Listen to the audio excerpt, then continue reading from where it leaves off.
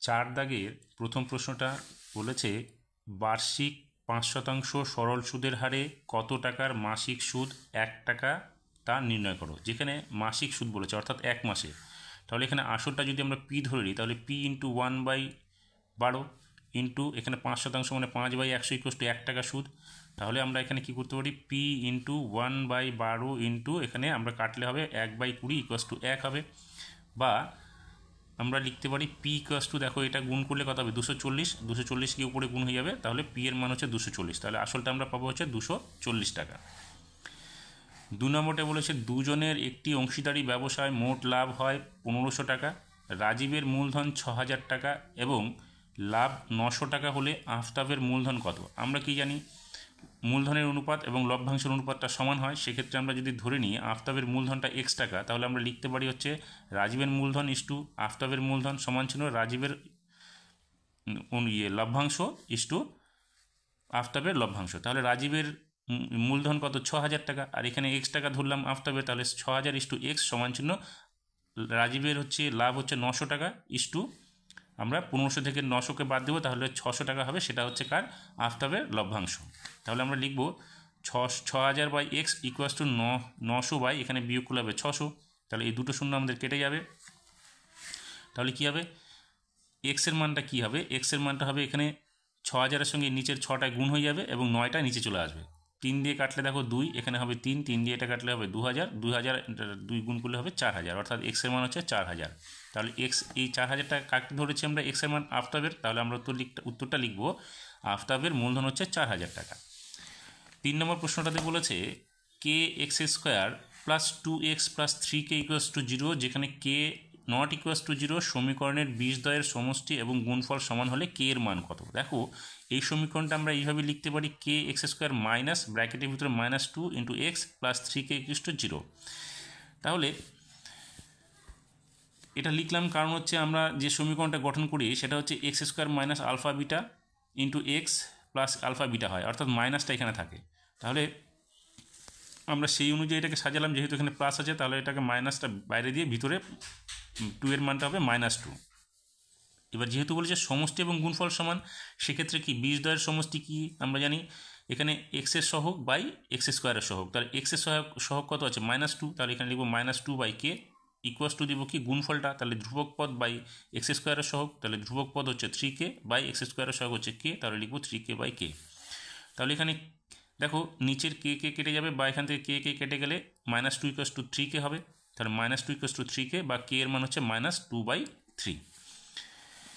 এবার আমরা 4 নাম্বারটাতে যাই, সেখানে বলেছে a/b ইকুয়ালস টু 3:2 এবং b/c ইকুয়ালস টু 3:2 হলে a plus b plus c এর মান কত হবে। তাহলে আমরা a/b এবং b/c থেকে আমরা a/b/c এর মান বের করে নেব, তাহলে কত হবে 9:6:4।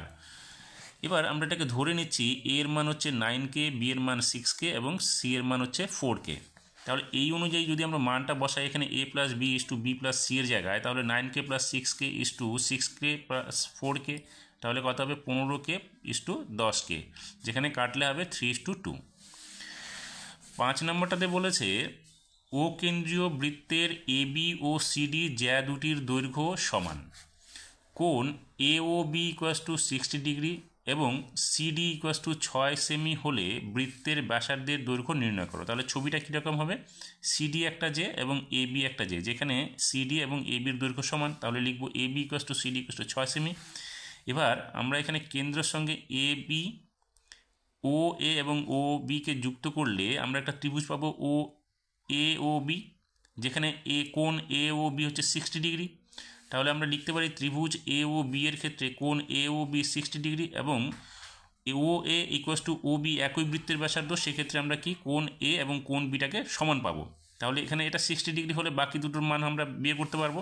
তাহলে আমরা লিখতে পারি কোণ OAB ইকুয়ালস টু কোণ OBA ইকুয়ালস টু কী হবে 180 ডিগ্রি থেকে 60 ডিগ্রি বাদ দিয়ে 2 দিয়ে ভাগ করব, তাহলে 180 ডিগ্রি মাইনাস AOBটা অর্থাৎ 180 ডিগ্রি মাইনাস 60 ডিগ্রি বাই 2, তাহলে কত হচ্ছে 120/2 অর্থাৎ 60 ডিগ্রি করে বেরোচ্ছে। দেখো প্রত্যেকটা কোণ যখন 60 ডিগ্রি হবে তাহলে ত্রিভুজটা কী হবে সমবাহু ত্রিভুজ হবে। তাহলে আমরা লিখলাম কি ত্রিভুজ AOB একটি সমবাহু ত্রিভুজ। তাহলে যেহেতু এটা সমবাহু ত্রিভুজ, আমরা তো আগেই দেখেছি যে এ বি আর সিডি সমান, অর্থাৎ এ বিটা 6 সেমি হলে বাকি দুটোও 6 সেমি হবে, তাহলে বৃত্তের ব্যাসার্ধ কত হবে 6 সেমি। 6 নম্বরটা কী বলেছে, ত্রিভুজ এবিসি ত্রিভুজের A B equals to 2a minus 1 সেমি এবং AC equals to 2 into root 2a সেমি আর বিসি ইকুয়াস টু হচ্ছে রুট 2a প্লাস 1 সেমি হলে কোণ বিএসি এর মান কত হবে। তাহলে আমরা এখানে একটা ত্রিভুজ ধরে নিয়েছি বিএসি, আমাদের এখানে এই কোণটাকে বের করতে হবে, কোণ বিএসি। তাহলে এই কোণটা আমরা প্রত্যেকটা বাহুর বর্গ করে বের করব মানগুলো কত হচ্ছে। দেখো এ বির মান দেওয়া আছে, সেটাকে এ বি স্কোয়ার করলে কত হবে 2a মাইনাস 1 স্কোয়ার, তাহলে এখানে হবে 4a square minus 4a plus 1। আর এসির যে মানটা আছে তাকে স্কোয়ার করলে কী হবে 2 ইন্টু রুট ওভার 2 এর স্কোয়ার করলে হবে, দেখো 2 দুগুণে 4, ভিতরে 2 থাকবে, তাহলে 4 দুগুণে 8 এ হবে। আর বিসি স্কোয়ার করলে কী হবে, বিসির মান হচ্ছে 2a প্লাস 1, তাহলে 2a প্লাস 1 করলে হবে 4a square plus 4a plus 1। এবার যদি এটা সমকোণী ত্রিভুজ হয়, অর্থাৎ এ কোণটা যদি সমকোণ হয়, তাহলে কী হবে, এটা অতিভুজ হবে, এই দুটো লম্ব হবে, অর্থাৎ বিসি স্কোয়ার ইকুয়াস টু হবে A B square plus AC square. আমরা এবার দেখি যে এ বি স্কোয়ার এবং এসি স্কোয়ারের মানটা যোগ করলে বিসি স্কোয়ার পাওয়া যায় কিনা। তাহলে আমরা দেখতে পাচ্ছি এখানে বিসি স্কোয়ারের মানটা যেটা আমরা বের করেছিলাম সেটা রেখে দিলাম, এবং এবার এ বি স্কোয়ার এবং এসি স্কোয়ারের মানটা আমরা যোগ করব। তাহলে এ বির মান হচ্ছে এটা এ বি স্কোয়ার, আর এসির মান হচ্ছে 8a স্কোয়ার করলে, তাহলে দেখো আমরা এটা যোগ বিয়োগ করলে এটাই পাচ্ছি 4a square plus 4a plus 1 equals to 4a square. এখানে 8a থেকে 4a চলে গেলে 4a থাকবে, অর্থাৎ 4a square plus 4a plus 1। তাহলে আমরা এটা যদি পাই তাহলে আমরা বলতে পারি কোণ বিএসি হচ্ছে সমকোণ বা 90 ডিগ্রি। 7 নম্বরটা বলেছে সমান দৈর্ঘ্যের ব্যাস এবং সমান উচ্চতা বিশিষ্ট নিরেট লম্ব বৃত্তাকার চোঙ, নিরেট লম্ব বৃত্তাকার শঙ্কু এবং নিরেট গোলকের আয়তনের অনুপাত কত। তাহলে এখানে সমান উচ্চতা, তাহলে এখানে দেখো সমান উচ্চতা হলে এইচ এর মান চোঙের ক্ষেত্রে 2r হবে, আর এখানে শঙ্কুর ক্ষেত্রে এইচ ইকুয়াস টু 2r হবে, এবং এখানে বৃত্ত যেটা দেওয়া আছে বৃত্তটা সমান উচ্চতা মানে হচ্ছে এটা ব্যাসের দৈর্ঘ্যটা অর্থাৎ 2r। আর এখানে আর তাহলে এখানে কি বলেছে দেখো, বলছে নিরেট লম্ব বৃত্তাকার চোঙের নিরেট লম্ব বৃত্তাকার শঙ্কু নিরেট গোলকের আয়তনের অনুপাত। এখানে দৈর্ঘ্য সমান ব্যাস বলেছে, তাহলে ব্যাস হলে ব্যাসার্ধ সবার সমান হবে, অর্থাৎ এখানে 2r হলে এটা r হচ্ছে, তাহলে এটারও r হবে, এটারও r হবে ভূমির দৈর্ঘ্যটা ভূমির ব্যাসার্ধটা। তাহলে সেক্ষেত্রে আমাদের কি আয়তনটা ক্ষেত্রে দেখো চোঙের আয়তনের ক্ষেত্রে সূত্র কি পাই আর স্কোয়ার এইচ, তাহলে পাই আর স্কোয়ার এইচ ইস টু এটার শঙ্কুর ক্ষেত্রে কি 1/3 পাই আর স্কোয়ার এইচ এবং গোলকের ক্ষেত্রে 4/3 পাই আর কিউব। এবার আমরা এইচ এর মানটা বসাবো, এইচ এর মান কত 2r, তাহলে এখানে সেখানে 2r বসাবো, এটার ক্ষেত্রেও 2r বসাবো, আর এটার তো দরকার নেই। এবার আমরা দেখো যদি ক্যালকুলেশন করি তাহলে কত হবে 2 পাই আর কিউব, এটা কার চোঙের ক্ষেত্রে, আর এটা কি শঙ্কুর ক্ষেত্রে হবে কত 2/3 পাই আর কিউব হবে, আর এখানে 4/3 পাই আর কিউব হবে। এবার দেখো পাই আর কিউব সবার কাছ থেকে সরে যাবে, থাকবে 2/3 4/3। এবার 2 দিয়ে সবাইকে ভাগ মানে কাটাকাটি করলে এখানে কী হবে 1:1/3:2/3। এবার সবাইকে যদি আমরা 3 দিয়ে গুণ করি তাহলে 3:1:2 হবে, এখানে দেখবো উত্তরে 4 লেখা আছে, এটা 4 হবে না 2 হবে, তাহলে আমরা উত্তরটা পাবো কি 3:1:2। 8 নম্বরে বলেছে একটি লম্ববৃত্তাকার শঙ্কুর আয়তন ভি ঘন একক, ভূমির ক্ষেত্রফল a বর্গ একক এবং উচ্চতা h একক হলে ah/v এর মান নির্ণয় করো।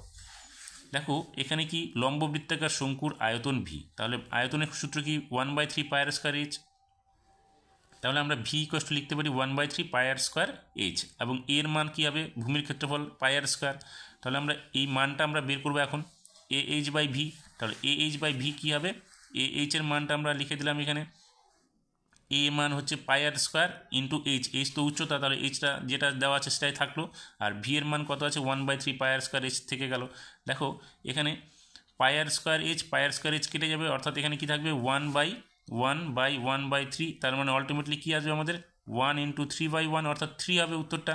তাহলে সেই জন্য আমরা লিখবো ah/v এর মান হচ্ছে 3।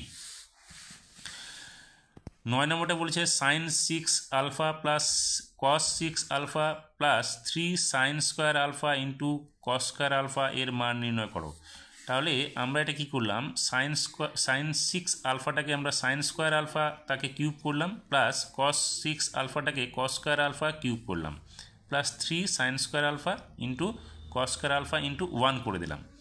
এটা করলাম কেন, এটা একটা সূত্রে আনার জন্য। তাহলে কি করলাম যা ছিল এইটুকু সাইন স্কোয়ার আলফার কিউব এবং কস স্কোয়ার আলফার cube plus 3 into sine square alpha into cos square alpha, এই ওয়ানটাকে আমরা চেঞ্জ করে দিলাম ইন্টু আকারে, সেটা হচ্ছে sine square alpha plus cos square alpha, যেটা sine square alpha plus cos square আলফার মান হচ্ছে 1।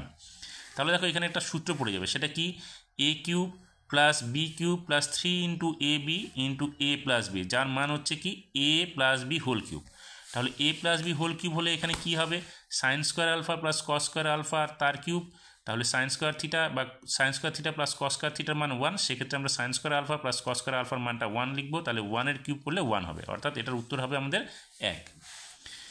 10 নম্বরটাতে বলেছে 10 1 degree into 10 2 degree into 10 3 degree into এখানে আপ টু 10 89 ডিগ্রি এর মান নির্ণয় করতে বলেছে। দেখো আমরা প্রথমটুকু রেখে দিলাম, যেটুকু ছিল সেইটুকু 10 1 ডিগ্রি 10 2 ডিগ্রি ইন্টু 10 3 ডিগ্রি থেকে আমরা মাঝখানে একটা জুড়ে দিলাম, সেটা হচ্ছে 10 45 ডিগ্রি, আবার মাঝখানে গ্যাপ রেখে 10 87 ইন্টু 10 88 ইন্টু 10 89, এই তিনটে আমরা ধরে নিলাম, এটা একটা সুবিধার জন্য।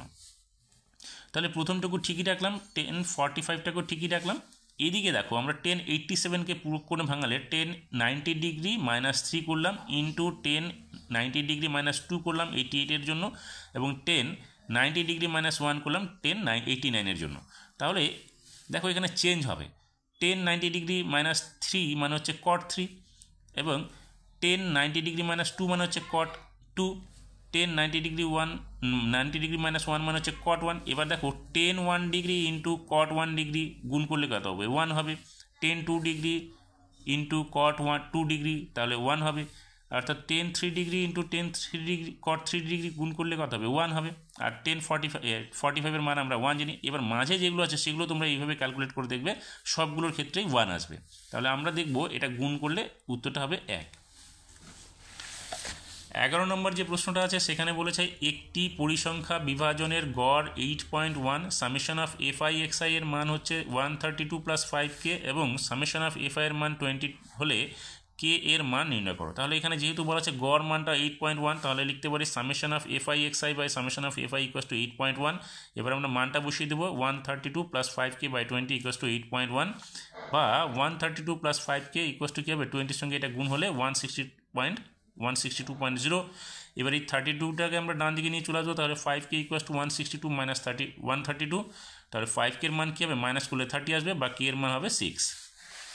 12 নম্বর প্রশ্নটাতে বলেছে 6 7 x 8 y 14 সংখ্যাগুলির গড় 9 হলে x এবং y এর মধ্যে সম্পর্ক কী। তাহলে গড় যেহেতু বলেছে তাহলে আমরা কী করবো সংখ্যাগুলোর সমষ্টিকে মোট সংখ্যা দিয়ে ভাগ করে দেবো। তাহলে 6 plus 7 plus x plus 8 plus y plus 14কে 6 দিয়ে ভাগ করবো, এখানে 6টা সংখ্যা আছে ইকুয়াস টু 9, তাহলে এখানে যোগ করলে কী হবে x plus y plus 35 equals to কী হবে 6-এর সঙ্গে 9 গুণ হয়ে 54 হয়ে যাবে, বা এক্স প্লাস ওয়াই ইকুয়াসটা কী হবে 54 মাইনাস এই 35টা এদিকে চলে আসবে। তাহলে এক্স প্লাস ওয়াইয়ের মান কত হলো 19। এটাই হচ্ছে এক্স প্লাস ওয়াইয়ের সম্পর্ক।